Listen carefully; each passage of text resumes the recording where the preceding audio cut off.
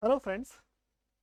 So today for mains 2025, let us see what can be expected and what they have asked in last 10 years in modern history. Okay. So modern Indian history always an important topic, not just in last 10 years, in last 20, 30 years, right? So from 1857 to 1947, so major questions they are asking. If you look at freedom movement phases and personality, so you all know that. So the movement we say national movement, okay. So 1857 Swadeshi movement, then non-cooperation movement, then civil disobedience movement, then Quit India movement. Okay. So in this one or other question, either on personality or on the event, like phase, how it is, like comparative analysis, or what are the impact of those events even today. So like that questions. So if you see the personality wise, for example, role of Mahatma Gandhi, they have asked directly. Subhash Chandra Bose versus Gandhi, they have asked in 16. Then moderates versus extremists, so comparative analysis, and also like NCM, CDM, Quit India. So again comparative thing, and especially because of 100 years and 90 year celebration, even Champaran came, and again civil disobedience came. So what it says, what is the understanding, it is very clear in that area. So try to prepare, especially we are in assignments, we are planning to give all those questions, how it may appear based on the expectation. So these comparative things is a norm. Second, if you see, they are focusing upon colonial policies and their impacts.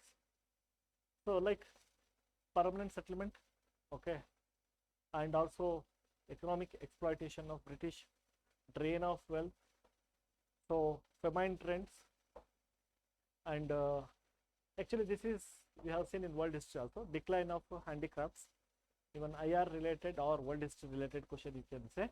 So that was asked, okay, and how the colonial policies crippled the rural economy. So another second area is, one is those five movements, basically comparative. Here colonial policies and their impact, that is their major area. Third, social reform movements, so definitely about 19th century reformers, right? So with maybe women's issues, obviously very limited topics are there, means if you think what are the reforms, so like socio-religious reformers, like young movements like Young Bengal movement, Brahma Samaj. So this is very limited area, but they will ask questions definitely, okay. And as we know that whenever like anniversaries are there, 100 years, 75 years, so like that Ishwar Vidyasagar appeared. So it is easy to prepare for this part actually. So definitely make it a comparative study. So the socio-religious reform movements helps a lot. Then in syllabus we are seeing very negligible questions in the post-independence.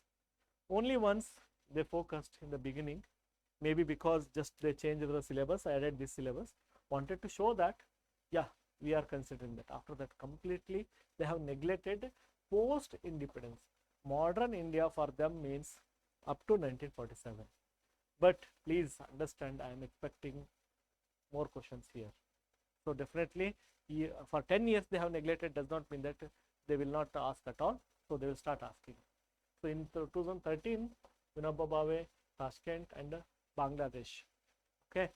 So but after that, so they have asked means very one or two question, that too very prominent one. So they have asked, but please, there are many events post independence. So definitely they will focus on that. It may be wars, the impact, correct. So once they ask princely state integration issues in 21, and reorganization of states, you cannot say, not so particular about post independence, even as a part of polity, we have studied that. Okay, so I am expecting more questions in this post consolidation, that is after independence, after 1947. And apart from one area is, that is potential area after independence. Okay, second neglected area is medieval India. Okay, so again I say they may not ask questions from especially this Delhi Sultanate or Mughals. So you can expect questions from South India. You can expect questions from South India. It may be Vijayanagara, it may be Satavahana. Okay, so that area you can focus. And 1857 revolt, so they have asked, no problem, but you can focus on peasant and tribal uprisings. Okay, so definitely this is the potential area, peasant and tribal uprisings. Okay, and also another potential area is, please focus on development of education, press and different ideologies. Okay, so please, not just after like independence, from the beginning, like in the whole modern India, education as a question, press as a question, right? So different ideologies growth as a question. So like that, plan for that. So if you see, in the beginning straightforward questions were there, but over the time questions they have asked very less, but depth increased. They are expecting more in the less questions. So that is means it is difficult, but we have to accept that.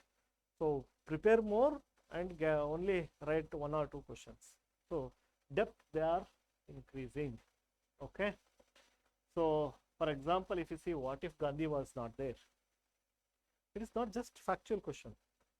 So it is, one thing is to understand the importance of Gandhi. What if he is not there does not mean that, okay, we have to write something else. Indian history would have been bloodbath or completely violent movement. So not like that, but what is the importance of Gandhi actually? That is the meaning of that. And 2020 they asked multiple ideologies strands of 1920. Okay, and like 150th year of celebration of Gandhi's. So they asked question in 2018 itself. So what I suggest is, focus on the neglected parts. So you can expect 1 or 2 questions definitely. That is worth of the marks. Okay, so thank you and all the best as usual. So if you want more analysis on different subjects, so please mention in the comment box. Okay, so that motivates us to deliver more and more sessions like this. Thank you.